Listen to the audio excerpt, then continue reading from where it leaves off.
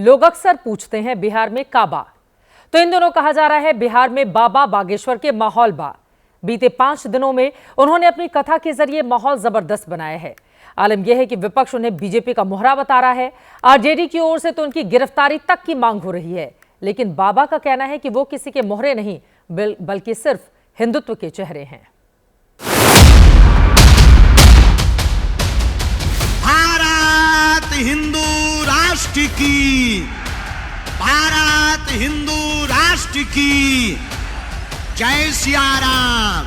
शिवाय हिंद कहोगे हम भगवाए हिंद। आपको दिखाएंगे। आपको बता दें, लगातार 5 दिनों से बाबा बागेश्वर ने गजब का माहौल बनाकर रखा है बिहार में। बिहार जहां से जातिवाद की राजनीति आगे बढ़ती है, वहां पर जातिवाद को खत्म करने की लगातार कोशिश में लगे हुए हैं।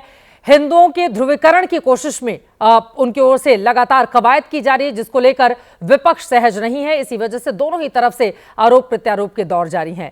ये रिपोर्ट देखिए, उसके बाद खबरों में आगे बढ़ेंगे। भारत हिंदू राष्ट्र की जय सिया राम। शिवाय हिंद कहोगे हम भगवाए हिंद कहेंगे। तुम देश को तोड़ने की बात करोगे तो हम भारत के हिंदुओं को जोड़ने की बात करेंगे।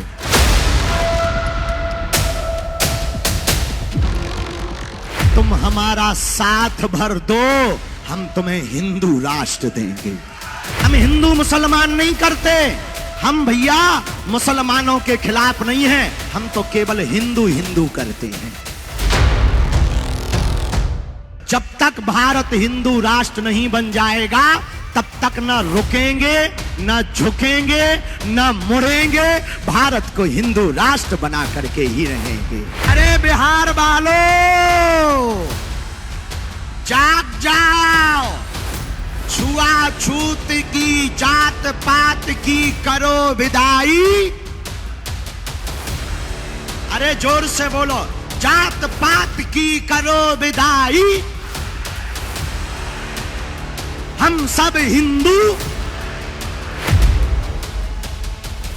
बागेश्वर धाम वाले आचार्य धीरेन्द्र कृष्ण शास्त्री की जुबान पर हिंदू इन दिनों बिहार की राजनीति का केंद्र बिंदु है। और जब 1947 में भारत एक मजहब के नाम पर भारत के टुकड़े कर दिए, पाकिस्तान बना दिया, तो अब इस देश को हिंदू राष्ट्र क्यों ना घोषित किया जाए। हमने ये अपनी बात रखी है और जो पूर्ण तथ्यात्मक है। हम पदयात्रा फिर से करने वाले हैं, एक यूपी में करेंगे, फिर बिहार में करेंगे।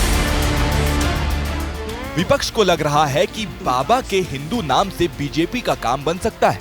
ऐसे में पहले छोटे मोटे नेताओं ने बाबा की गिरफ्तारी की मांग की और अब तो आरजेडी का प्रथम परिवार भी खुलकर सामने आ गया है। प्रधानमंत्री का हिम्मत है, माननीय प्रधानमंत्री का हिम्मत है, तो बिहार से देश भर से मुसलमानों को भगाने का काम करेंगे, राज कहीं बनाने का काम करेंगे।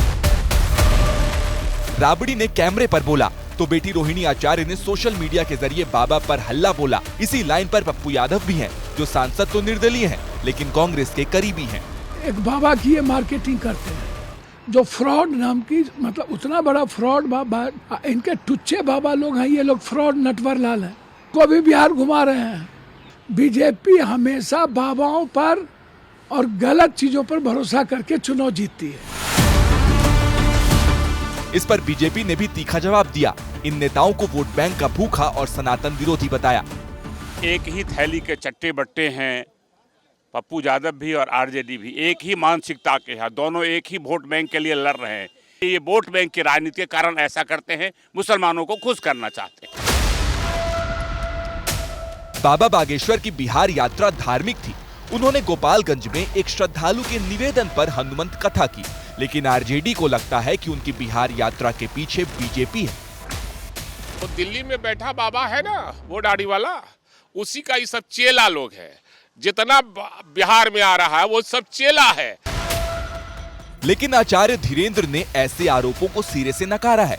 उन्होंने 2 टूक कहा कि उनका काम किसी को जिताना या हराना नहीं, बल्कि हिंदुओं को जगाना है। ना तो हमें नेता बनना है, ना हमें चुनाव लड़ना है, ना हमें किसी को जिताना है, ना किसी को हराना है। हमें तो भारत बचाना है और हिंदुओं को जगाना है।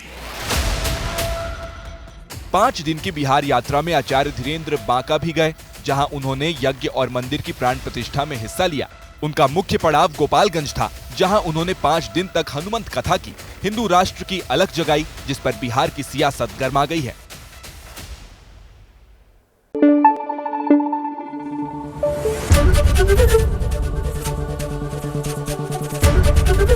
एबीपी न्यूज आपको रखे आगे।